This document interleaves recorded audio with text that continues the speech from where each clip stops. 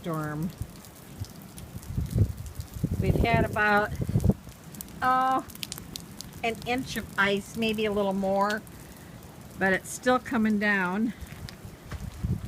And as you can see, it's pretty deep ice.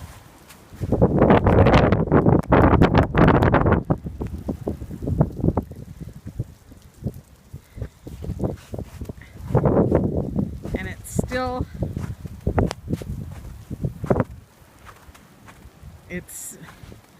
really got the trees laden down heavy with the ice.